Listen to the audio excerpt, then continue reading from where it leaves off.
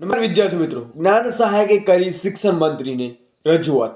આચારસંહિતાને કારણે પગલાં છે નહીં લેવામાં આવે, ચૂંટણી પછી જ તમારી ભરતી છે કરવામાં આવશે. શિક્ષણ મંત્રી તો પહેલા વિભાગમાં કયા વિભાગમાં ભરતી કરવામાં આવશે એની મિત્રો સંપૂર્ણ માહિતી આપવાનું છું. આપણી ચેનલ બનાવવા ચેનલને સબસ્ક્રાઇબ કરી તમારા મિત્રો સુધી વિડીયો છે ચોક્કસ શેર કરવાનું ભૂલતા નહીં. જે લોકો કાયમી ભરતીમાં જોડાવા માંગે છે અથવા જ્ઞાન સહાયકમાં ફરજ બજાવી રહ્યા છે.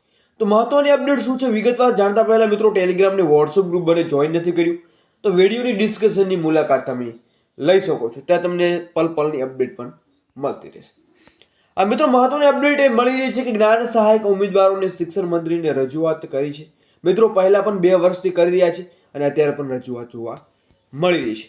મહત્વના બીજા સમાચાર મળી રહ્યા છે કે કાયમી ભરતી પણ કરવામાં આવશે એવું કુબેર ડિંડોરનું મહત્વનું નિવેદન સામે આવી રહ્યું છે.